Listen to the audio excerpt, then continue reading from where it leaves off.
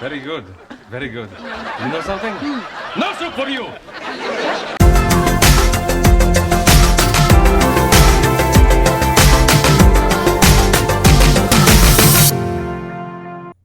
After a quick connecting flight from Chicago on an Embraer 190, I landed in Toronto with a few hours to kill. Air Canada has recently rebranded their intercontinental business class as Signature, and on the ground this includes a brand new lounge, concierge service, and even a BMW chauffeur service on the tarmac.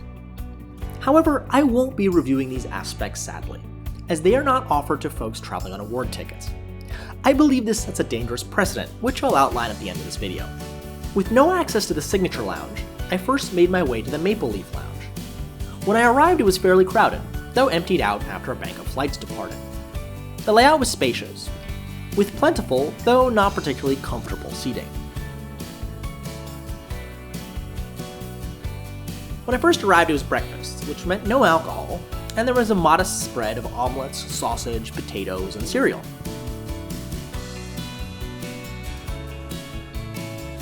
For lunch, there was edamame to snack on, as well as a deconstructed lasagna, chicken, and salad. Food was fine, but nothing to write home about. So I next made my way to the Plaza Premium Lounge, which overlooked the gate area. A simple swipe of Priority Pass and I was in, though it's also the lounge used by Emirates. It was a much smaller seating area and dining area, but had some interesting options, like lahmacun, hummus, and profiteroles. You know, a well-balanced meal. There was also a small made-to-order station. The food was significantly better, but soon it was time to head to the gate. Air Canada Flight 27 is a 777-200 long-range flying to Shanghai, traveling the over 7,000 miles in 14 hours and 21 minutes. There are two business class cabins, where the first has 7 rows, and a mini cabin that has only 3 or 4. I was sitting in 11K at the end of the mini cabin. The seats are in a 1-2-1 configuration, and everyone has aisle access. However, the divider between the middle seats does not lower, so it is harder on couples. I really like these seats. They're referred to as executive pods, and I can see why. There's ample workspace with a large tray, and oodles of flat space towards the window. It really feels like an office cubicle with a large desk. The seat itself was fairly comfortable, and has multiple means of adjustment. The seatbelt airbag, though, is a bit of an annoyance. I started with a glass of champagne and went through the Amenity Kit. It came in a faux leather case that was fairly underwhelming. The amenities were thoroughly standard, though the glass's cleaning cloth was appreciated.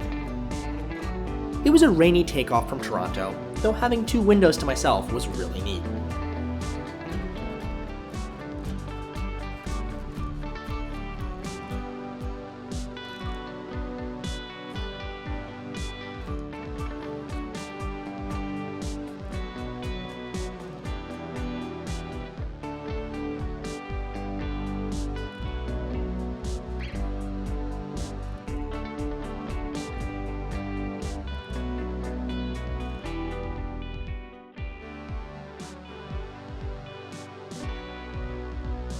The entertainment screen was beautiful and large with vibrant colors, though the system had a few quirks.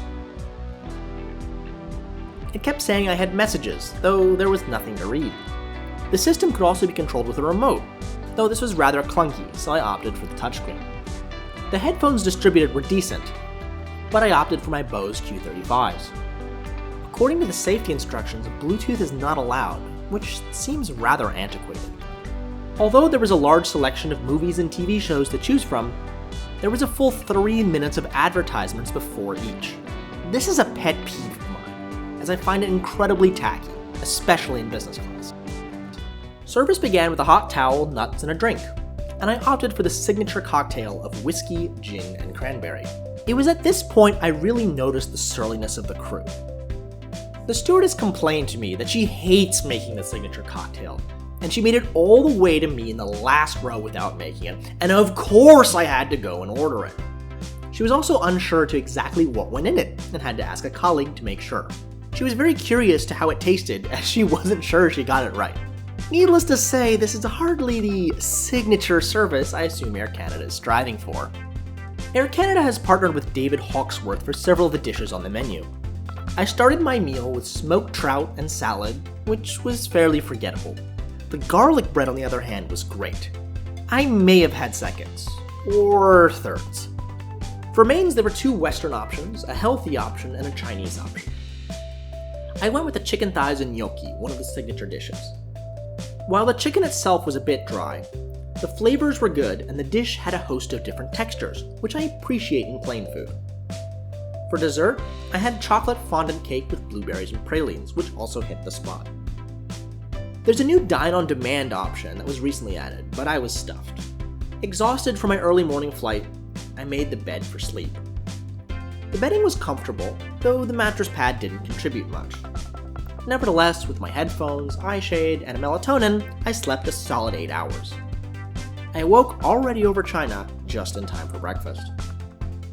The jasmine tea wasn't that flavorful, and I started with some fruit, yogurt, and a croissant, the latter of which was edible but not great. For a main, there was a Western omelette, congee, and noodles. I felt adventurous and ordered the congee. The same stewardess as before had trouble describing exactly what it was, but indicated that some people actually liked it. With a little soy sauce, it was actually alright, with a strong ginger flavor. Prior to landing, they collected the headsets, placed them all in an Air Canada duffel bag, and zip-tied and taped it shut. While I've seen airlines not want folks to steal headsets, this takes the cake. No idea if it's an Air Canada policy or due to landing in China. Finally, we made our way into Shanghai Pudong Airport.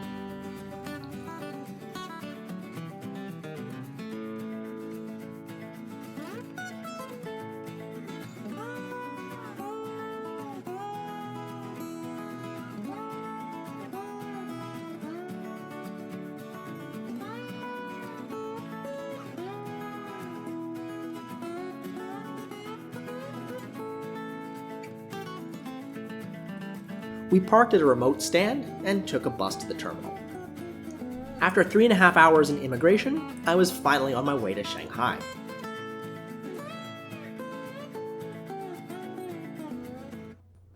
So on the whole, I really enjoyed the Air Canada Signature Class product. The seat and surrounding space is great, and the food edible enough. Surly crew notwithstanding, it's not a bad means of traversing the Atlantic or Pacific, especially due to the lack of fuel surcharges if booking awards through other programs. However, this brings me to the one concern I have about how Air Canada treats people on award tickets. Once on board, everyone is the same. Yet on the ground, those actually paying get preferential treatment. Perhaps I'm just a spoiled kid crying about not getting into a lounge. However, I believe that such practices set a dangerous precedent, which other, more exploitative airlines may soon copy. Historically, it hasn't mattered how one got into the seat. If you're in first class, you get first class service. Ditto for business and economy respectively. The first instance I'm aware of was Etihad no longer offering chauffeur service to downtown Dubai or Abu Dhabi on awards booked through American Airlines. They explicitly did this as a cost-cutting measure, and given the hour of travel involved, it's understandable. However, providing different experiences at the airport based on how you booked your ticket is something else. If you paid for an upgrade, used miles to upgrade, or booked an award ticket, you don't get the same service as those who paid cash. That's dangerous. One can easily imagine Lufthansa barring access to the first class terminal, or United limiting access to their Polaris lounges with similar criteria. That would significantly diminish the value of award tickets booked on these carriers. Air Canada claims it's a capacity issue, that they need to prevent overcrowding. That would be a fair point, but it's already limited to those flying on Air Canada metal to different continents. There's a fixed number of business class seats that fit the bill, so I don't buy the excuse.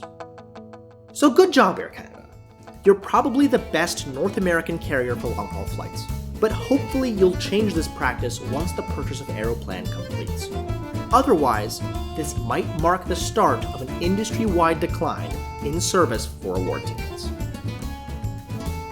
Thanks for watching, and I'll see you on the next one.